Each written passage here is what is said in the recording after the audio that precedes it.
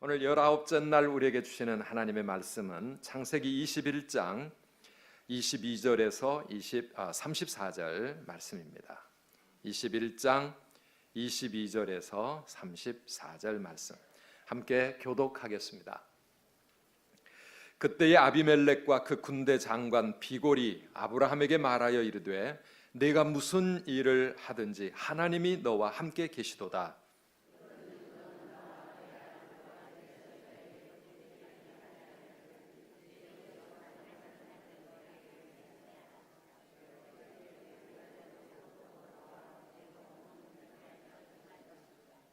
아브라함이 이르되 내가 맹세하리라 하고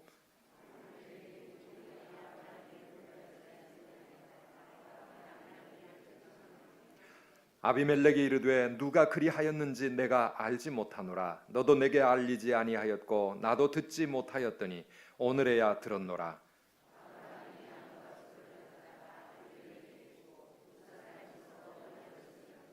아브라함이 7 암양 새끼를 따로 놓으니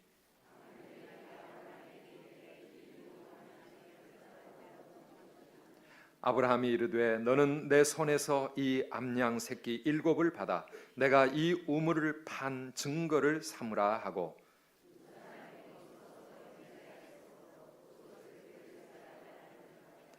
그들이 브엘세바에서 언약을 세우매 아비멜렉과 그 군대 장관 비골은 떠나 블레셋 사람의 땅으로 돌아갔고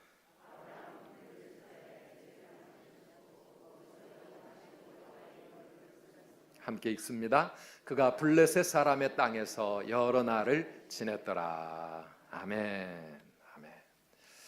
오늘 말씀을 보니까 블레셋 땅에 왕으로 있던 아비멜렉이 군대 장관과 함께 어느 날 아브라함을 찾아와서 나와 네가 화친 조약을 맺자. 평화 협정을 체결하자. 서로 앞으로 대대 후손들까지라도 서로 잘 후대하는 그런 관계를 맺자 하면서 이 조약을 제안을 했습니다. 왕이 자기 땅에 빌부터 사는 나그네를 찾아와서 우리 함께 조약을 체결을 해서 너의 후손과 우리의 후손 대대로 서로를 귀하게 여겨주는 그런 상호 불가침 조약을 맺자라고 하는 것은 의외의 일입니다. 아브라함은 그날 이 아비멜렉과 브엘세바 조약을 체결합니다. 브엘세바라는 것은 맹세의 우물이라고 하는 뜻이죠. 이 맹세의 우물, 그 우물가에서 아비멜렉과 아브라함이 조약을 체결하는 일이 오늘 여기 나와 있습니다. 아브라함의 신앙 여정에 있어서 굉장히 뜻깊은 기념비가 되었던 곳이 바로 이 브엘세바입니다. 구약 성경을 읽어보면 브엘세바 이 지명이 곳곳에서 등장합니다. 이 아브라함의 신앙의 여정 속에서 하나님을 제대로 알지도 못하는 이방인들로부터 인정을 받고 그리고 그 이방인들과 함께 귀한 관계를 맺어가는 이 뜻깊은 사건, 오늘 이 말씀 함께 묵상하면서 하나님께서 오늘 또 우리에게 주시는 귀한 음성을 붙잡고 기도하는 저와 여러분들이 되시기를 축복합니다. 왜 아비멜렉이 아브라함에게 먼저 찾아와서 평화협정을 맺자고 청하게 되었을까요? 우리 22절과 23절을 함께 읽어보겠습니다. 그때 아비멜렉과 그 군대 장관 비골이 아브라함에게 말하여 이르되 네가 무슨 일을 하든지 하나님이 너와 함께 계시도다. 그런즉 너는 나와 내 아들과 내 손자에게 거짓되이 행하지 아니하기를 이제 여기서 하나님을 가리켜 내게 맹세하라. 아비멜렉이 아브라함에게 놀라운 고백을 하는 것을 보게 됩니다. 뭐라고 말합니까? 네가 무슨 일을 하든지 하나님이 너와 함께 계시도다. 내가 무슨 일을 하든지 하나님이 너와 함께 계시는구나. 아비멜렉이 아브라함을 지켜보니까 아브라함이 행하는 모든 삶에서 하나님이 그와 함께 하신다고 하는 사실을 깨닫게 되었고 그것을 고백하게 된 것입니다. 놀라운 신앙의 승리가 아니겠습니까? 불신 세상 속에 살아도, 외로운 그러한 나그네 인생을 살아도 이 아브라함은 하나님의 백성으로 살아가고 있다고 하는 것을 사람들에게 인정받고 있는 것이죠. 어떻게 살아간다고요? 하나님의 백성으로 살아가고 있다라고 하는 것입니다. 성경을 읽어보면 하나님의 사람들, 믿음의 조상들의 삶의 곳곳에서 이런 고백들이 그 주위에 있던 사람들로부터 터져 나오는 것을 볼 수 있습니다. 이삭도, 아브라함의 아들 이삭도 창세기 26장 28절에 보면 그때의 아비멜렉은 이 블레셋 왕을 칭하는 칭호입니다. 우리나라에 대통령이 있는 것처럼 그 아비멜렉에게 똑같은 말을 듣습니다. 하나님이 너와 함께 하시는 것을 내가 깨달았다, 이런 이야기를 합니다. 야곱의 삶에 있어서도 야곱을 그렇게 힘들게 했던 라반이 야곱을 향해서 그런 고백을 합니다. 여호와께서 너와 함께 계시는 것을 내가 안다. 요셉도 비록 보디발의 집에 노예로 팔려가고 감옥에 억울하게 갇혔지만 보디발에게 그렇게 인정을 받습니다. 여호와 하나님이 너와 함께 계시는구나. 이것이 믿음의 사람들, 우리 성도들의 삶인 줄 믿습니다. 초대교회 성도들도 주변의 많은 사람들에게 핍박을 받으면서도 인정을 받습니다. 하나님과 함께 하시는 그러한 이 성도의 삶이 그들에게 있었습니다. 여러분, 우리는 어떨까요? 나는 내 주변 사람들로부터 그렇게 인정받으며 살아가고 있는가? 한번 따라해 봅시다. 내가 무슨 일을 하든지 하나님이 너와 함께 계시도다. 우리 주위 사람들에게 이렇게 인정받으며 살아가고 있습니까? 믿지 않는 사람들에게, 특별히 가족들에게, 직장에서 나와 함께 하루 종일 같이 일하고 있는 그런 동료, 그런 사람들로부터 이런 인정을 받고 있는가? 공부하고 있는 우리 학생들, 친구들로부터 이런 인정을 받고 있는가? 우리가 다 이렇게 인정받는 사람들이 되어야 할 줄 믿습니다. 마태복음 5장 16절 말씀입니다. 함께 읽어보시겠습니다. 이같이 너희 빛이 사람 앞에 비치게 하여 그들로 너희 착한 행실을 보고 하늘에 계신 너희 아버지께 영광을 돌리게 하라. 아멘. 얼마나 놀라운 일입니까? 이 믿지 않는 블레셋의 왕이 찾아와 가지고 내가 너를 보니 네가 무슨 일을 하든지 하나님이 너와 함께 계신다. 이 고백이 나올 때 우리 하나님이 얼마나 기뻐하시겠습니까? 아브라함의 빛된 삶을 통해서 모든 이방 사람들로부터 인정을 받고 하나님이 살아계시고 하나님이 함께 하신다고 하는 이 사실을 고백하게 만든 것입니다. 사랑하는 여러분, 우리 주변에 세상 사람들이 다 우리를 지켜보고 있습니다. 우리를 지켜보는 그들의 마음, 그들의 입술에 이런 고백이 언젠가는 터져 나오게 될 때 우리의 신앙 여정에서 우리는 정말 승리자로 인정받는 그런 하나님의 사람으로 그렇게 세워져 갈 줄 믿습니다. 우리를 바라보면서 그 사람들이 무슨 생각을 할까?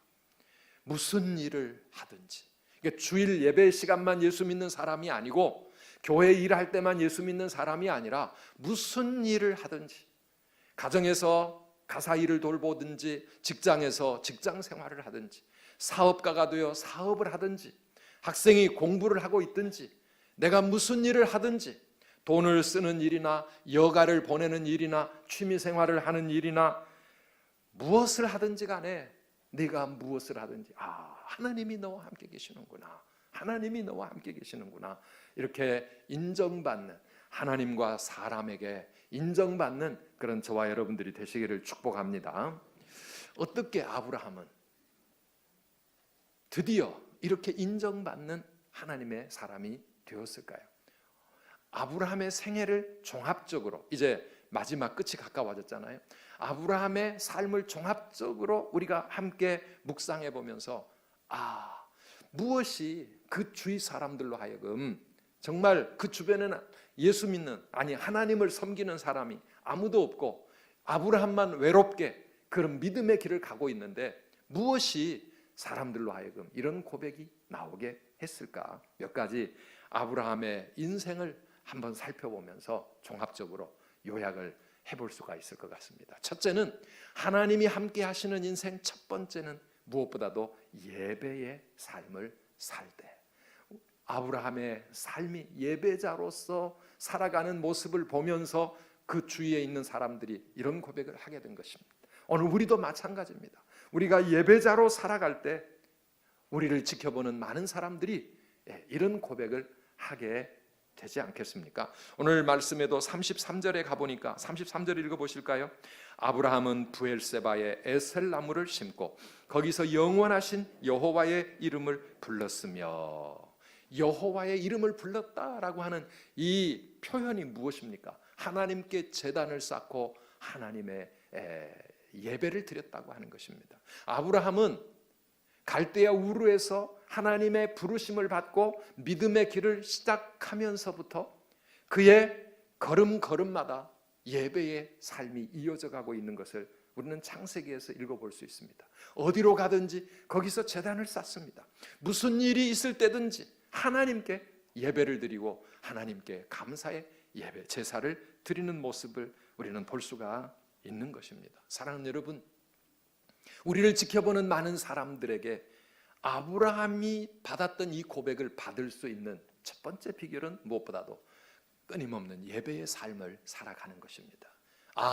저 사람은 주일만 되면 변함없이 휴가 때든 명절 때든 무슨 일이 있을 때든, 심지어는 가정에 큰 어려움이 있고 또 큰 사건이 있고 많은 손님들이 와 있고 그런 모든 상황에도 불구하고 변함없이 저분은 예배 드리러 교회 가는 사람이야.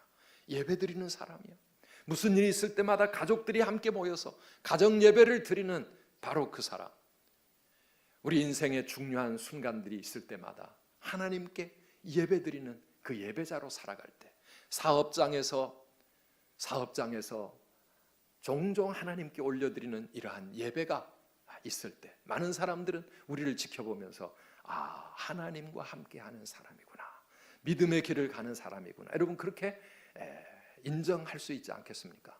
우리 오늘 이 다니엘 성회를 마치면서 우리의 마음 가운데 내 남은 생애 동안 평생을 정말 신실한 예배자의 길을 가리라 다짐하는 저와 여러분들이 되시기를 축복합니다. 우리 예배의 지평을 좀 넓히시기 바랍니다. 주일 오전 예배만 드리시던 분들은 오후 예배까지, 또 수요 예배까지, 이제 금요 기도회까지 할 수만 있으면 새벽을 깨워가면서 우리의 삶에서 예배자의 삶의 영역이 넓어질 때마다 우리를 바라보는 주변 사람들로부터 우리는 그렇게 인정받는 사람이 되지 않겠습니까?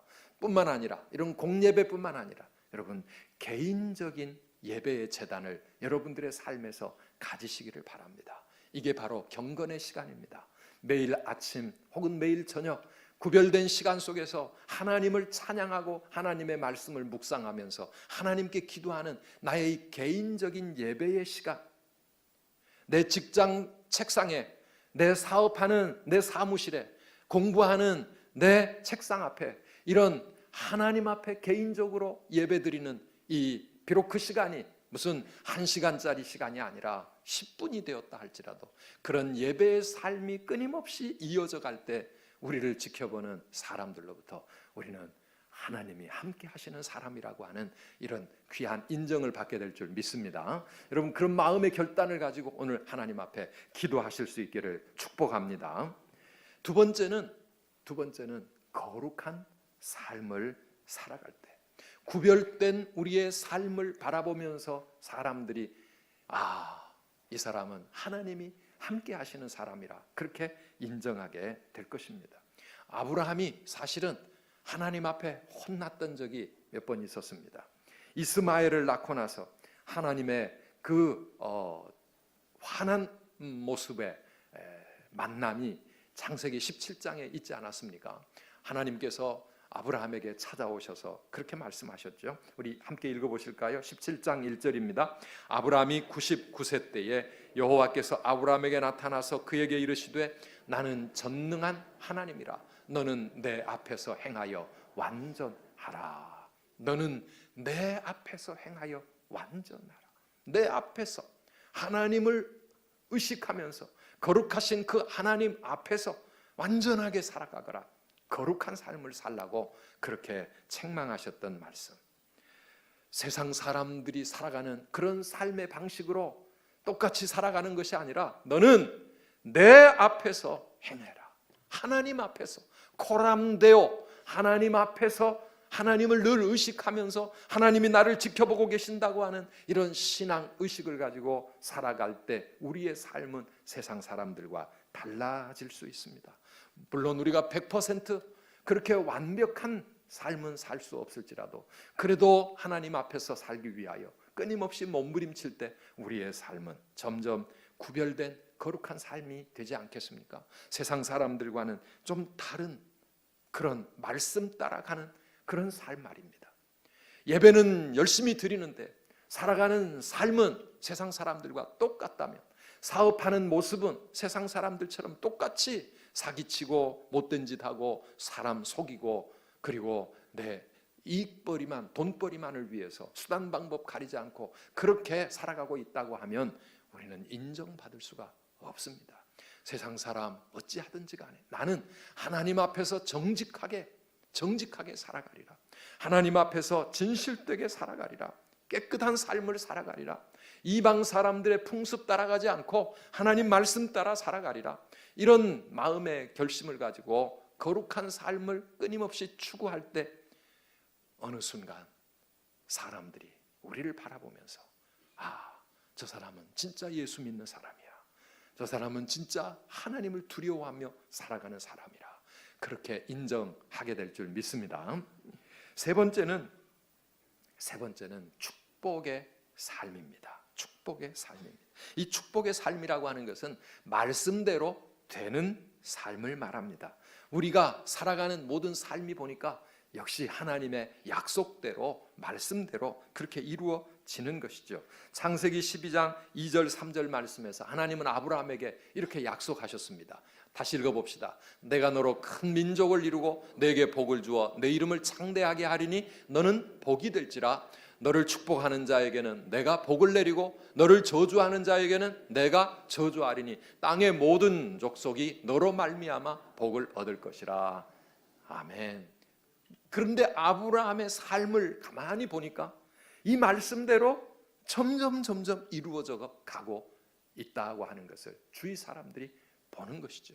오늘 우리의 삶을 내 스스로도 하나님이 나에게 말씀대로 내 삶을 그렇게 이루어 가고 계시는구나. 나와 함께 하셔서 내게 복을 주시고 그래서 내 인생이 복된 인생이 되고 나를 축복하는 자에게 하나님이 복을 내리시고 나를 저주하는 자를 하나님이 저주하시기까지 하면서 그렇게 하나님이 철저히 나를 보호해 주시고 나와 함께 하시는구나. 세상 모든 사람들이 나 때문에 복을 받고 있구나. 내 주위 사람들이 나 때문에 하나님의 축복을 함께 받고 있구나. 아브라함이 여러분 그걸 느끼지 않았겠습니까? 그의 삶에 하나님이 주시는 축복이 하나하나 쌓여가기 시작했습니다. 물론 어떤 부분은 너무 많은 시간이 걸렸습니다. 후손에 대한 축복은 시간이 참 많이 걸렸습니다. 그러나 그럼에도 불구하고 시간이 흐르면 흐를수록 하나님의 약속들이 점차 우리의 삶 속에서 이루어져 가는 것을 내 자신도 느끼고 나를 지켜보는 주위 사람들이 함께 느낄 때에 비로소 사람들이 이런 고백을 하게 되어질 것입니다.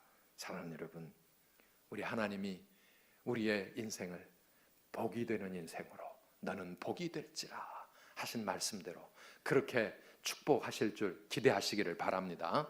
그리고 나에게 아직 부족한 부분이 있다고 하면 그 부분이 무엇이든지 물질의 부분이든 아니면 자녀들에 대한 부분이든 건강에 대한 부분이든 내 이름을 창대케 해주시는 이러한 영향력에 대한 부분이든 그 어떤 부분이든지 간에 우리 하나님 앞에 꾸준히 기도하면서 마침내 때가 되어 하나님의 놀라운 은혜와 복을 우리의 삶 가운데 풍성하게 받으시기를 바랍니다.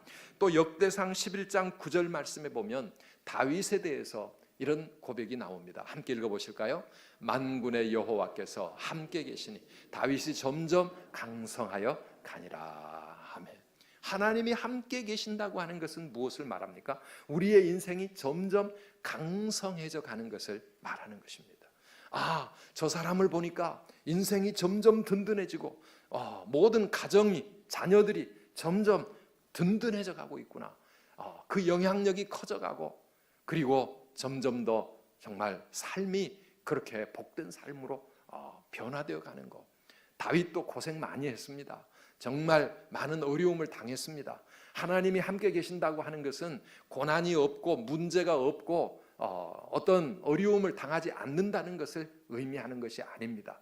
고난과 역경을 당하지만 그 속에서 하나님이 함께 하시니까 그 모든 것들을 너무너무 아름답게 이기고 나아가고 승리의 삶을 살아가고, 그 고난과 인생의 문제가 도리어 더 그 인생을 든든히 세워가는 축복의 디딤돌이 되어지는 것을 세상 사람들이 그렇게 우리를 보며 느낄 때 우리는 이런 사람들의 인정을 받을 수가 있는 겁니다. 우리의 삶이 그렇게 하나님이 함께 하시는 복된 삶이 되시기를 축복합니다. 마지막으로 화평의 삶을 살아갈 때, 화평의 삶을 살아갈 때 세상 사람들은 우리가 하나님과 함께하는 것을 고백하게 됩니다. 아브라함의 삶이 그런 것이었습니다. 오늘 조약을 맺자, 맹세하라 이렇게 이야기할 때 아브라함이 처음으로 꺼내는 그런 마음의 섭섭함이 있었습니다. 아브라함이 아비멜렉을 향하여 25절 말씀에 보니까 아브라함의 우물을 빼앗은 일에 대해서 이 아비멜렉에게 언급을 합니다. 그동안에 이런 일이 있었다는 것을 아비멜렉도 몰랐는데, 아브라함이 우물을 파놓으면 아비멜렉의 사람들이 빼앗아가는 일들이 있었는데, 그동안에 아브라함이 한 번도 거기에 대해서 불만을 말하지가 않고 있었죠.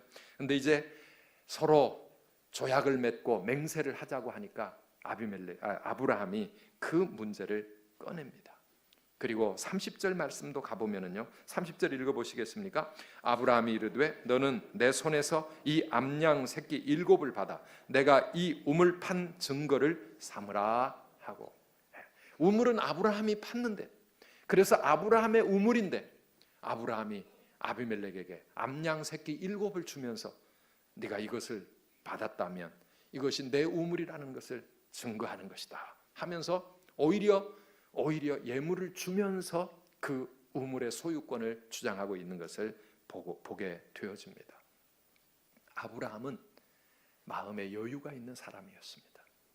그 당시에 우물은 아브라함에게 있어서는 굉장히 중요한 사업 자금입니다.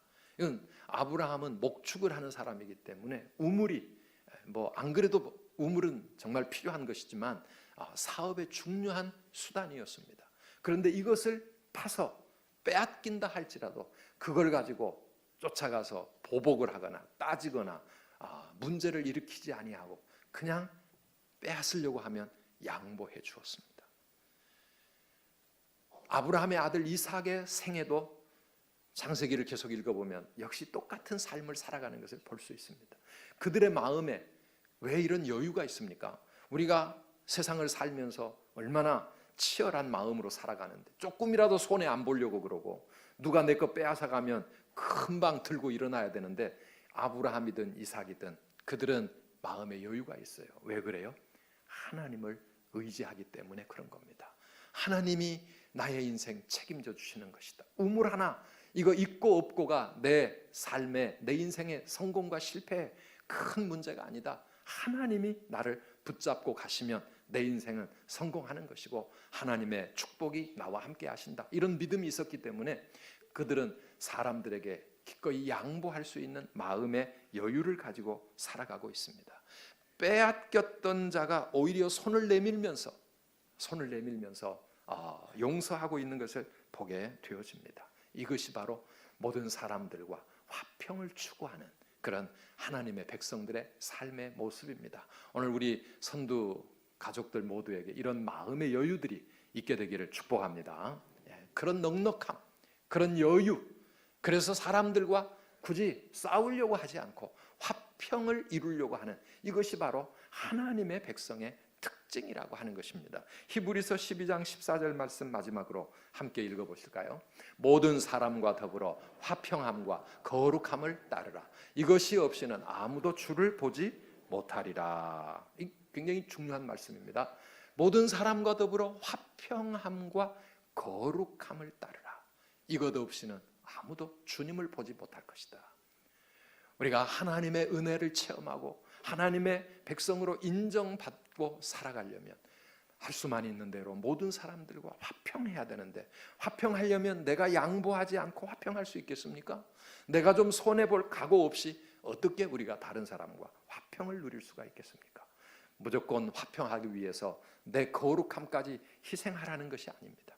화평함과 거룩함을 우리가 함께 추구하며 살아갈 때 우리는 언젠가 우리 주변의 모든 사람들로부터 너는 무슨 일을 하든지 하나님이 함께하는 사람이라, 이렇게 인정받으며 살아가는 하나님의 사람들 되시길 주님의 이름으로 축원합니다.